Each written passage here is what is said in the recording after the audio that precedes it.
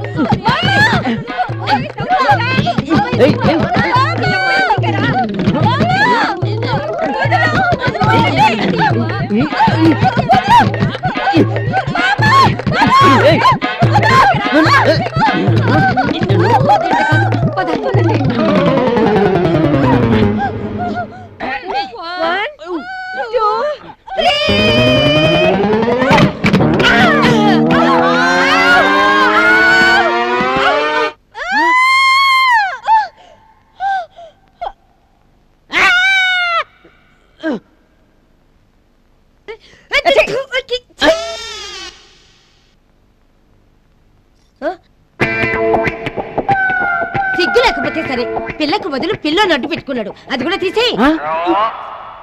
ఏమిట్రా ఈ పని? అసలు కత్తిందుకు తెచ్చావు? పదును పెడదామని తెచ్చావా?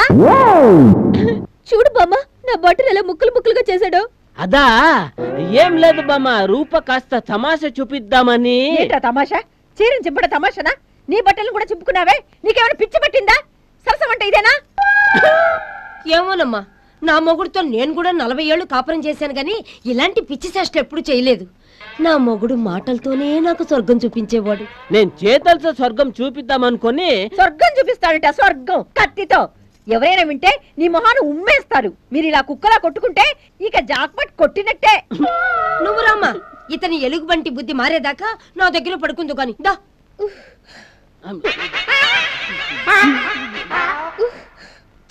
ఈ ఛాన్స్ లో పాడు చేసావు. పిల్ల పోయి పిల్లో వచ్చే డామ్ డామ్ డామ్, బామ వచ్చి బామ వేసే డామ్ డామ్ డామ్, అత్త వచ్చి కోటింగ్ ఇచ్చే డామ్ డామ్ డామ్, పిల్ల పోయి పిల్లో వచ్చే డామ్ డామ్ డామ్. నువ్విచ్చిన సలహాకి దెబ్బతో 2 పెట్లు ధన్నమని పడిపోయాయ్యా. ఇద్దరు వంట పని ఇంటి పని పోటీ పడి చేసేసుకుంటున్నారు.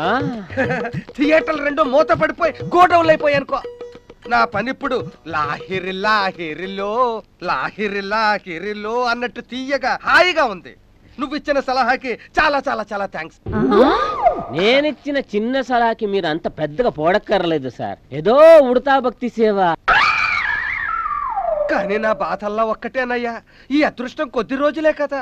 దీక్ష విరమించేస్తే నా కథ మళ్ళీ మామూలే కదా. విరమించడం ఎందుకు సార్?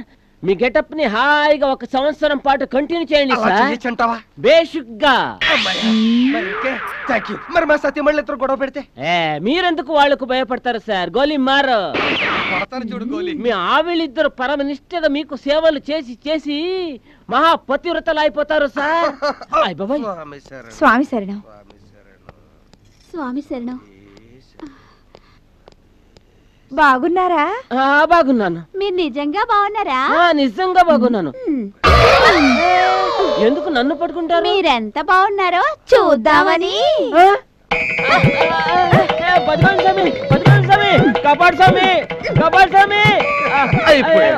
ఈ ఆనంద పని అవుట్.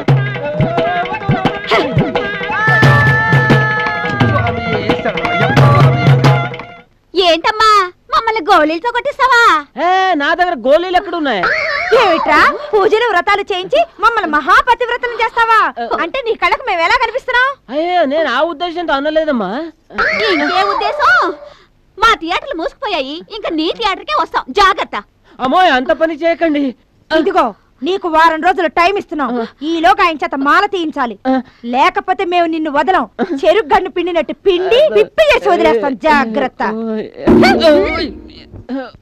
నా పని గోవిందా గోవిందా. స్వామి శరణం. స్వామి శరణం. స్వామి శరణం. ఒరే దాసు, నీ కాళ్ళు చేతులు విరిగిపోను, నీకు ఎయిడ్స్ రోగం రాను, నీ భార్య ముండ మొయ్యా, నీ బిడ్డలు బెజవాడ స్టేషన్ లో అడుక్కు తినా. అయ్యో నీలాంటి ఆడింగి వెదవని అసలు నమ్మకూడదు. నా గుర్రం జాగ్పాటు కొడుతుందని మేపాను, ఇప్పుడు తెలిసింది అది గుర్రం ఆడదని. అయ్యో పల్లెటూరు నుంచి పట్నం వచ్చి ఏదో బాగుపడదాం అనుకున్నాను. ఆశగా ఈ నగలన్నీ కొన్నాను, అన్ని వచ్చినట్టే వచ్చి పోయాయి నగలన్నీ ఇవ్వడానికి. అయ్యో నేనేం చేయను తండ్రో భగవంతుడా. అయ్యో ఎన్ని నగలు నాయనా. నువ్వేం బాధపడకత, నేను త్వరలోనే జాక్పాట్ కొడతాను. అంతవరకు ఇలాంటి గిల్ట్ నగలతో సర్దుకో. ఏమిటి గిల్ట్ నగల? అవును, మన పరువు కాపాడుకోవాలంటే అదే మార్గం. నీ మొహానికి పరువు ఒకటి. పోనీలేరా ఆ గిల్ట్ నగలే తీసుకురా, తగిలించుకుంటాను. ఇది మొన్న వడ్డీ, ఇది నిన్న వడ్డీ, ఇది ఈరోజు వడ్డీది, ఇది రేపు వడ్డీది, ఇది రేపు తర్వాత రేపుది, ఇది రేపు తర్వాత రేపు రేపుది, ఇది రేపు తర్వాత రేపు రేపు రేపు రేపు రేపు రేపు రేపు. నీ రేపు అనే మాటతో నేను రేపు అయ్యేటట్టున్నాను. మొత్తం ఇది 15 రోజుల వడ్డీ, అంతేనా? అవును సార్. సరే, ఒకసారి నీ నగలు ఇచ్చావు, ఇప్పుడు మీ అత్త నగలు ఇస్తున్నావు, తర్వాత ఇంట్లో సామాన్లన్నీ ఇచ్చేస్తావు, ఆ తర్వాత ఏమిస్తావు? నీ ప్రాణాలు ఇస్తావు. ఓకే, శ్మశానంలో కలుద్దాం, పదరా.